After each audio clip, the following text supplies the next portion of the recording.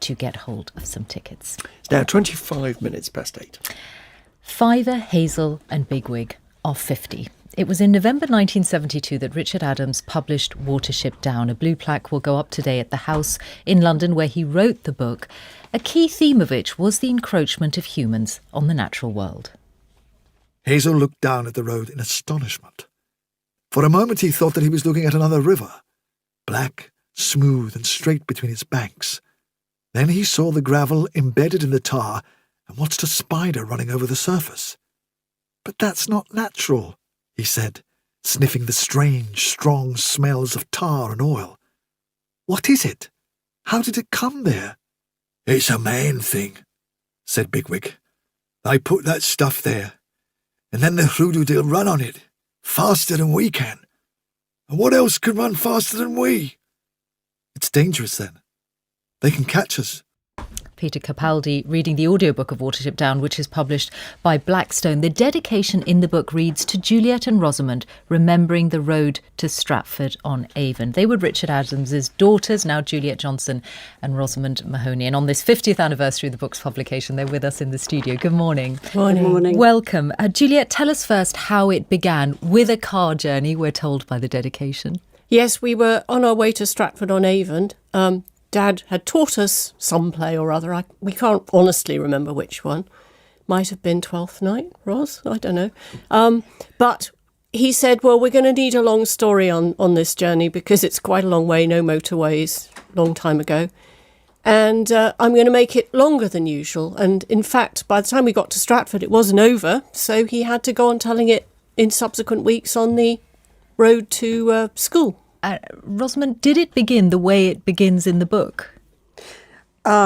Yes, up to a point, but you have to remember that the written story is very different from the story that was originally told us. It certainly began with Hazel and Fiver and an adventure, but when he actually wrote it down, it was much more detailed and far more descriptive than it was when he first told it to us. Did he need to be persuaded to write it down? He did need to be persuaded. We said to him, "Daddy, you know, that was such a good story. You really should write it down so that other people can enjoy it too." And we clubbed together with our pocket money and bought a pad of lined paper for him to write on because he was getting a bit slow in doing anything about it. And we said, "There you are, Daddy. Now you're going to have to write it down because you've got the paper to write it on." Extraordinary. He might not have done it, Juliet, without that. He took quite a lot of nagging, didn't he? He was very demanding on us. We had to do a lot of work on extracurricular on top of schoolwork. We learned a lot of Shakespeare and a lot of Mozart opera. And we had Coleridge. And, you know, we thought, right, well, he's demanding on us. We're jolly well going to be demanding back. We want this story written, Dad. We're not messing. What was he doing at the time? He wasn't a writer, was he? No, he was a civil servant. He was in the Department of the Environment, and he went every day into the office about 9:30. He would work all day, then he would come home in the evening, have his supper, read to us girls till about 9 o'clock. And then, having watched the news on the television, he would go off and start writing for the evening. And sometimes he would write until perhaps even 1 or 2 o'clock in the morning if he was on a really good bit. And did you influence the story as it went on as a bedtime story? Did you sort of say more of this or less of this? Yeah, he read us bits. And we were usually very enthusiastic. But Ros in particular didn't like anything dying. Mm-hmm. And I think she may have stopped him killing off Bigwig, actually. Do you remember that? Well, I do remember saying, "Daddy, no, nobody must die because it mustn't be a sad story. This is a story for children. It's meant to be entertaining.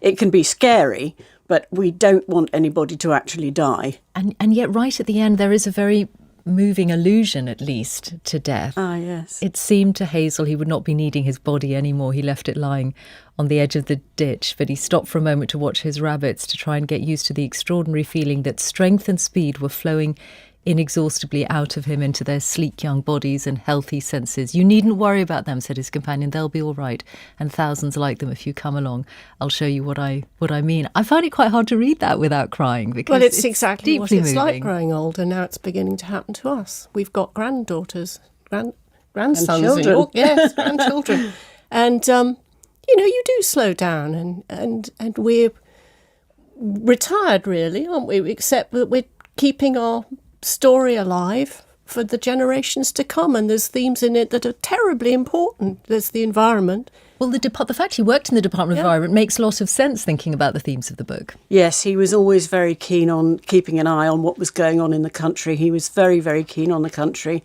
having grown up in Newbury at the time when Greenham Common was actually a common and you could roam on it freely, and it was filled with birds and animals which he loved. And it's your childhood home that the plaque goes up on today? It is indeed, yes. On Armistice Day, which is another theme that's addressed somewhat in the book, I might say. Yeah.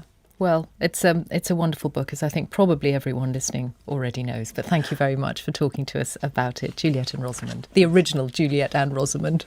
I'm feeling impossibly nostalgic for opening that book for the first time and slightly appalled to discover how old the book really is, making me feel very old. Fun to talk about. Gary, it is 29 minutes to 9.